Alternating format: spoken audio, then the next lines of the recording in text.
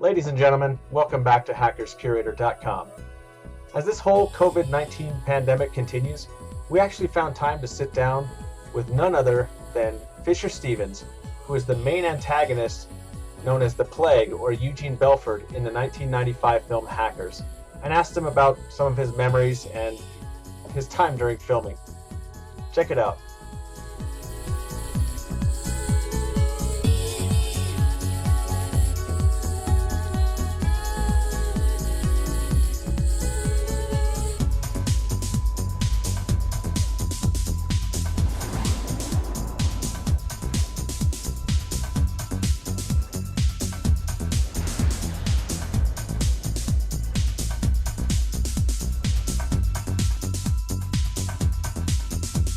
Well, thanks. I'm Eric, non-demo guy at hackerscurator.com. We're joined, of course, with Jen and a man who requires little introduction, Fisher Stevens, who, of course, played Eugene Belford, also known as the Plague, on Hackers. Have a hood up, yeah. Yeah, hoodie, absolutely.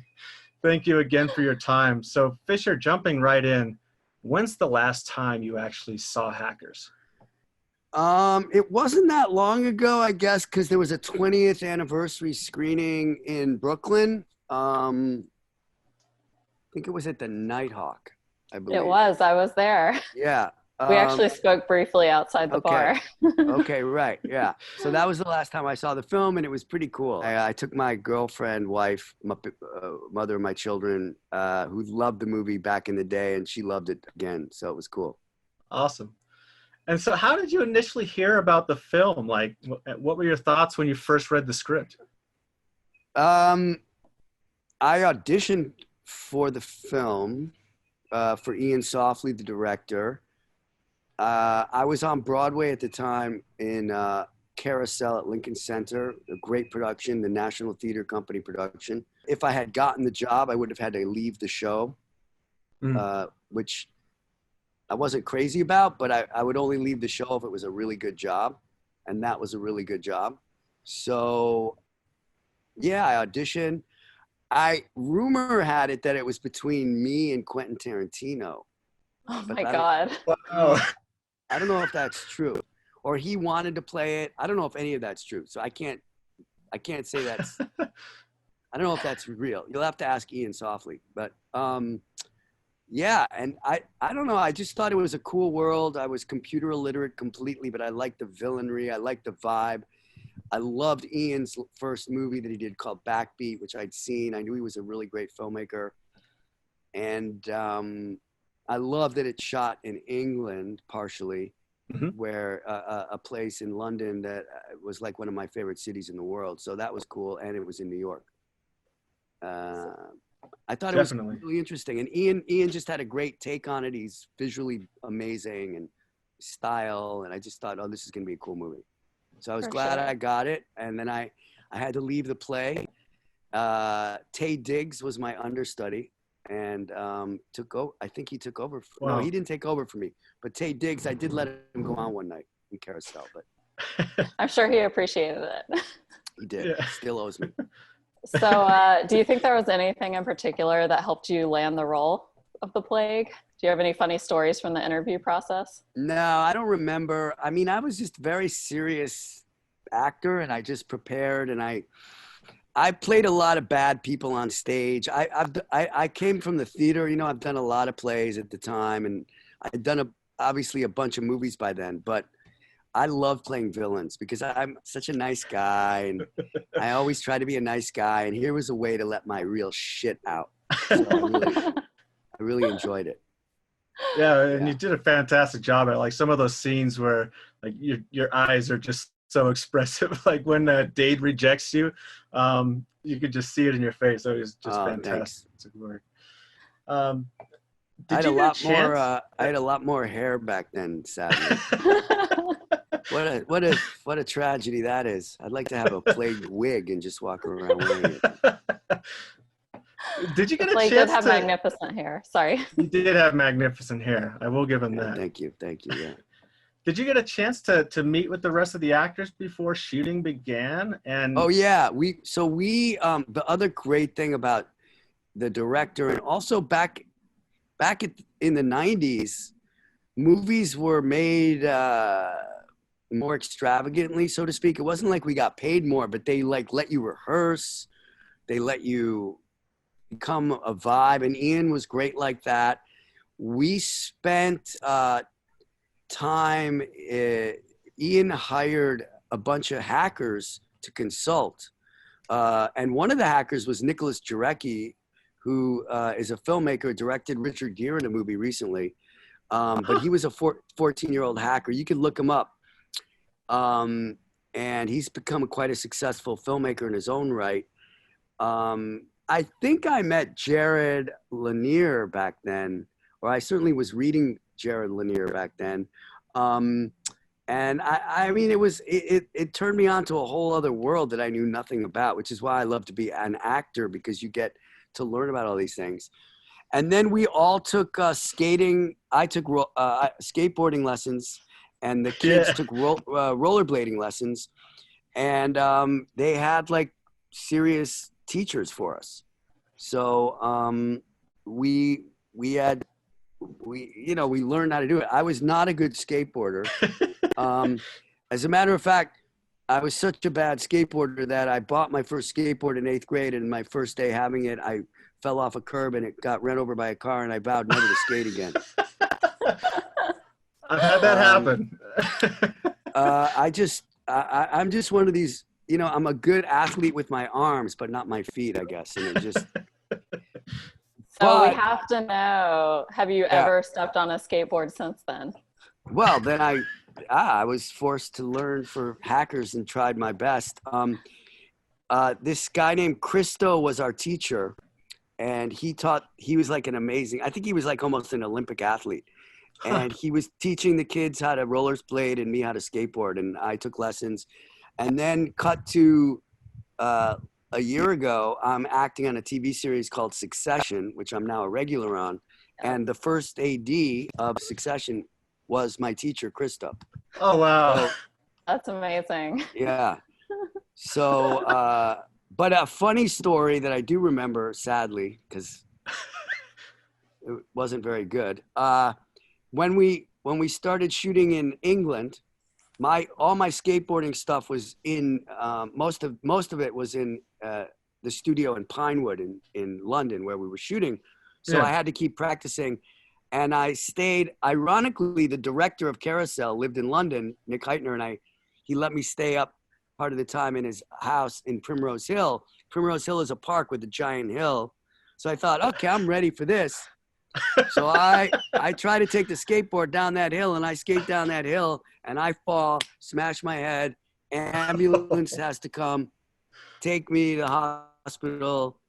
I smash my head open. I sucked on a skateboard. But yeah, that wasn't good. But I made it, and I still got the flip right. The flip to catch it. That I got. But yeah. I wish I was good on a skate. That's why I can't snowboard either. I ski. I can't snowboard, skateboard, surfing, all that shit I'm terrible at. But the Plague is an amazing skateboarder. Yes, he is. He is, for sure. Did they give you direction? And like, did you base your portrayal of the Plague on any particular influences? I had a bunch of different, people. Like, in my mind, the Plague was a guy who was a nerdy, brilliant he was a brilliant kid, but kind of very introverted, couldn't get laid, he wasn't cool. And then once he got the hang of the computing and feeling confident, he just created his own style and was cool. And he said, you know what? Not everybody has to, not only am I going to be cool, I'm going to be fucking evil and cool. Yeah. And I just think he's kind of this weird hybrid type of person. And I took a bunch of different people that I knew and based them loosely on a collection of people. Nobody specific. But cool. Jared Lanier was a cool computer genius. So I had some of Jared Lanier in the back of my mind. I didn't like Jared dressed, I don't know anymore, but was in t-shirts. He had really cool long hair. But having Plague always eating was my idea, because he was a sugar freak. And Yeah. sugar kept him going, so he's always eating sugar and was addicted to sugar, so to speak. How much candy did you actually eat Way too during much. the filming? Yeah, way too much. Not good. That was a bad move. I learned a lesson very well then. You know. So you said that you were technologically illiterate at that point. Computers weren't really Yeah. mainstream yet in 1994. Did you have any experience at all with computers up to that point? Absolutely none. They absolutely frightened me. And they were, and I got to tell you, what a fuck up, right? I should have invested in Apple back then. I mean, I should have known. But no, I had a lot of the one thing I was into was imitating programmers. So I just watch video of people, how they did it, to try to be as authentic as possible. Because I knew I couldn't. I took typing class. That was another thing. We all took typing. Nice. And I took computer programming classes. My brain just didn't really work that way, but I could imitate people as I watched them. So I watched film of people working the computers. That's what I did. But I mean, even now I'm terrible on a Mac, and I still have a Mac. I love Mac. I love the aesthetic of the Mac, but I'm terrible on it. So speaking of the aesthetics, we have to talk about the hackers' costumes. We've been in pretty regular communication with the costume designer, Roger Burton, regarding the costumes. And we know that most of your wardrobe was custom made for you. Yeah. What were your thoughts when you first saw the direction he was going in with the costumes? I was shocked. It was like, whoa. But Ian kind of walked us through a whole design. So I was like, it got me really excited, and I loved it. And I loved the coat, and I loved the flow of, it was so antithetical to any computer person at the time. And I thought Roger I mean, you were at the screening, the 20-year screening anniversary.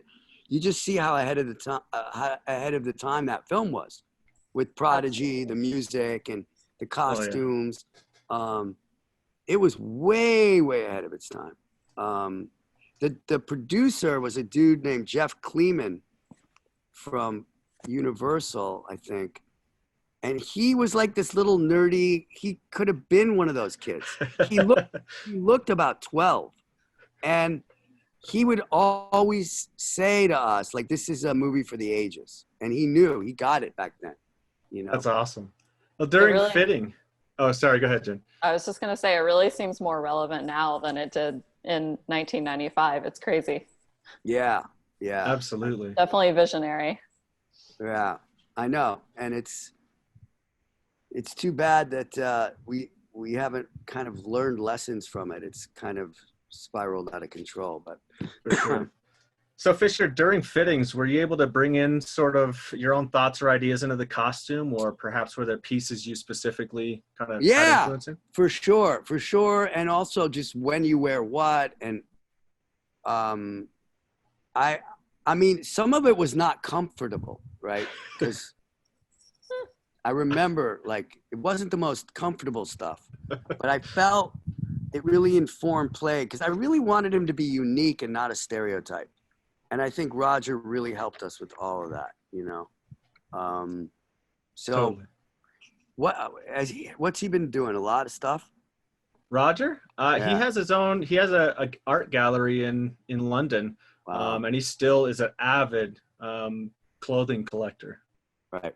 He still has most of the pieces from the film. It's crazy. Almost everything, yeah. Cool. Did you have a particular costume that was your favorite from the movie? I mean, just that cape that I wore, kind of like that that long jacket cape. Yeah, that was by far my favorite. I love that one. Yeah. Nice. I like that he covered my thin neck a lot too, which is cool.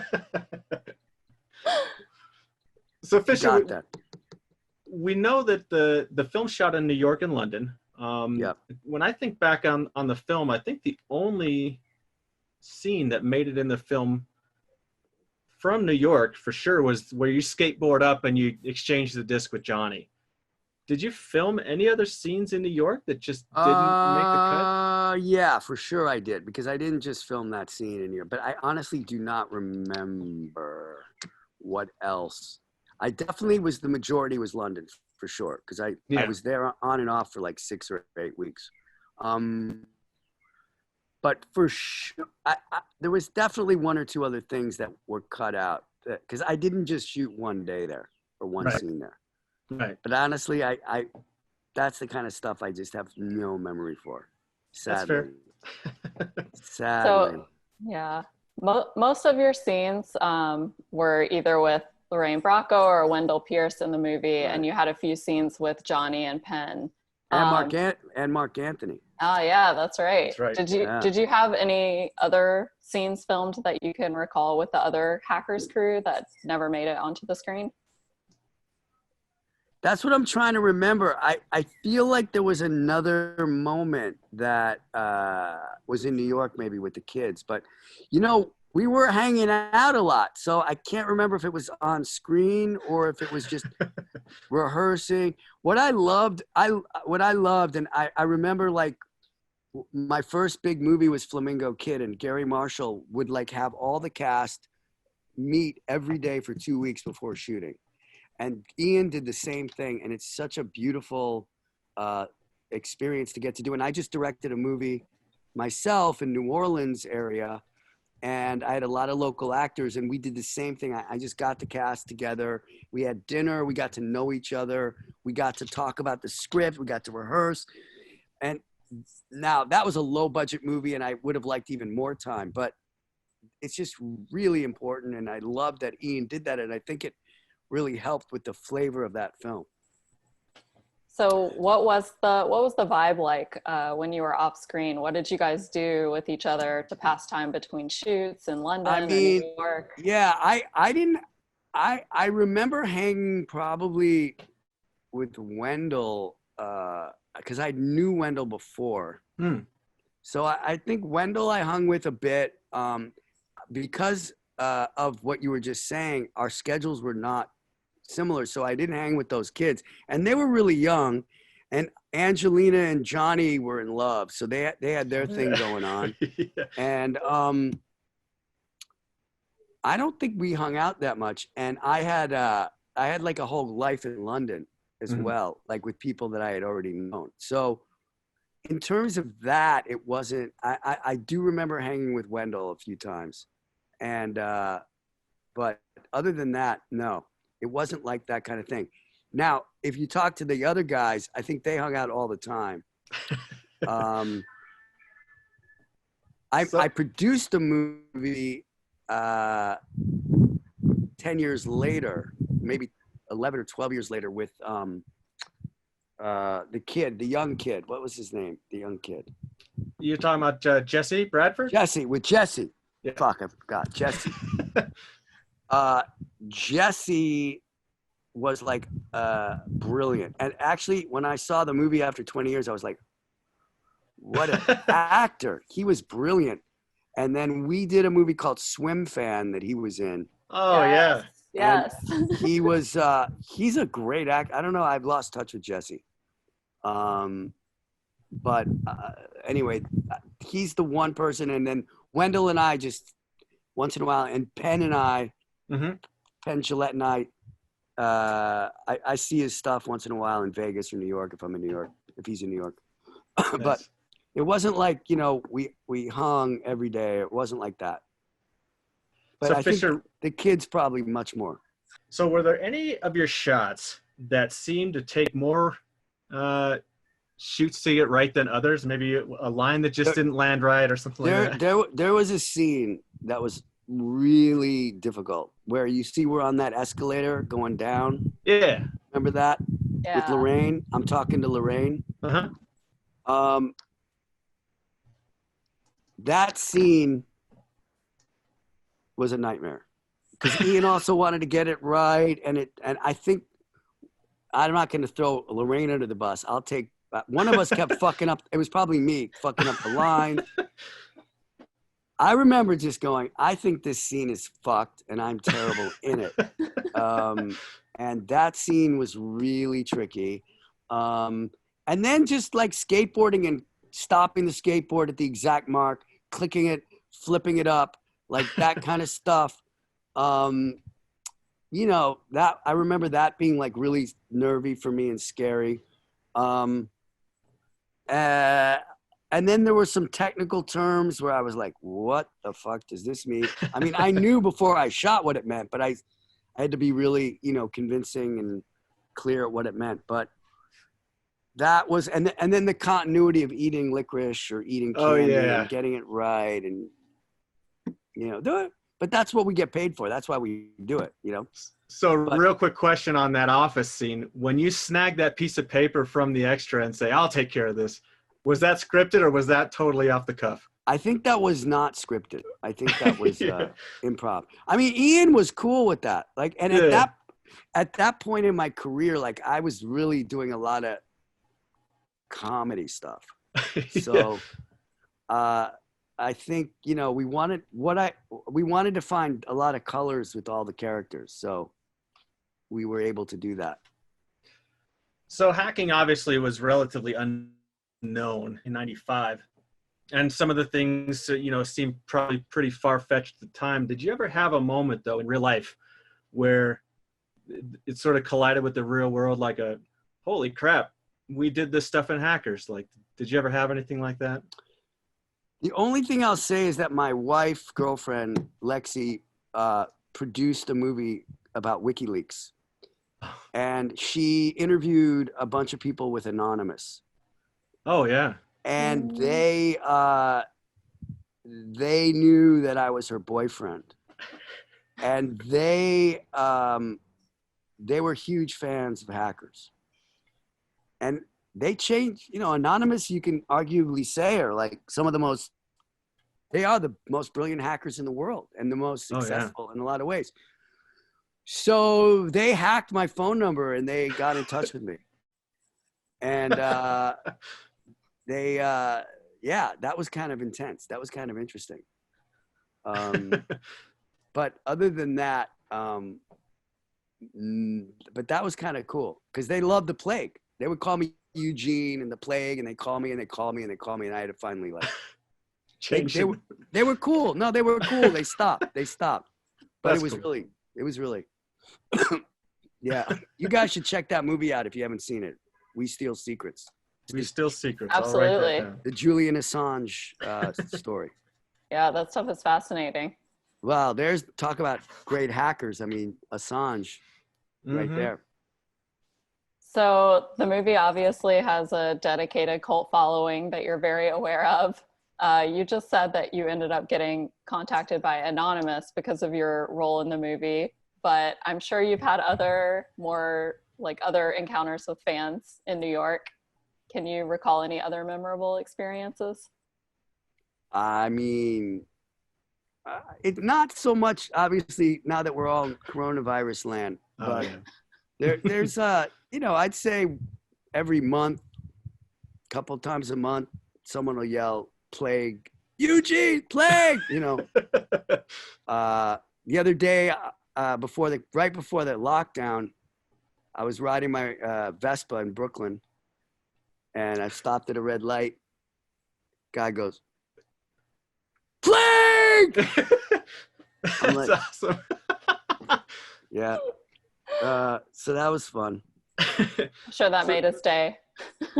Definitely. So we've got just a couple more questions. Yeah, sure. It's now nearly 25 years, right, since the release of the film. You know, a film that has 3 CD soundtrack releases and is soon to get its first vinyl release here maybe next month. Wow. It's been released in a wide number of formats, including, of course, the 20th anniversary Blu-ray, and it's screened in theaters somewhat regularly. What are your thoughts on why Hackers connected so well with its fans over the years? Because it's kind of a David and Goliath story. You know, it's the simple David and Goliath, the underdogs coming up and defeating the bad guys, the well-financed machine, the establishment, and at its base, listen, I would love right now to go into Washington and hack the shit out of Jared Kushner and Donald Trump. I'd love to bring those people down, you know? Wouldn't we all? They need to go down. And the story of these kids that were accused of doing crimes who come out and be a hero, I mean, it's a beautiful thing and people can relate to it. And it was told in a really, like you guys know, stylistically cool way and didn't stereotype and made it cool. So I don't know why they haven't done another version of it. It's bizarre. If they did do another version, would you reprise your role as the plague? Yeah, for sure. I'd love to. Yeah. Nice. Yeah. It's not like I got to paint my face and become an Indian again, which I would never do. That I would never do again. But this I would love to play again. Yeah, for sure. Oh, yeah. So what stands out for you as the memory from your time on Hackers? I mean, I just think it was a time when one of the last movies, and again, like the reason I love being on the show Succession is it's an ensemble. And we all, on Succession, it was one of the, you know, it was a rare moment where and I came in late. I was a late comer to that show, but Hackers had that ensemble feeling that we're all making this one thing together and that we're all a team and that we knew that we were making something that had a message and said something. And we were doing it in a cool way. And so the overall feeling of that was wonderful. And I really fell in love with London. I mean, I loved London. I loved working in London. I loved being in London. And that was another, and it's changed. You know, I've been going back quite a bit ever since. So Pinewood Studios was a really amazing place and the history there and to get to work there. And it was just a wonderful, incredible experience. So Absolutely. I cherish it. We do too. Do it again. We'll make another one. Then you guys can interview me right after that. We'll be there. All right. Any final messages for the fans? I hope all you hackers out there watching it can hack into some Jared Kushner emails and some Mitch McConnell emails and Elaine, all these evil people running Washington right now. Let's bring them down. Maybe just vote. And maybe the hackers can fight the Russian hackers who are trying to infiltrate our election. So There you go. How about that? How about something that? a little bit more than just signing them up for prank phone calls. Right. No, believe me, those anonymous people were doing good. They were doing a lot of stuff. But yeah, let's stop the Russians from hacking and let's do some good with our hacking. Excellent. Well, Fisher, thank you so much again All for right. your time and being willing to sit through our questions here. My pleasure. Obviously, you played such a big part in the film and a film that quite literally has directed the lives of people. So, Well, good. Glad that you were a part of it. Thanks for writing about it and zooming about it. Absolutely. Stay safe, guys. Stay safe. Definitely. Yeah, you too. We All right. appreciate your time. Thank you. Bye. Bye.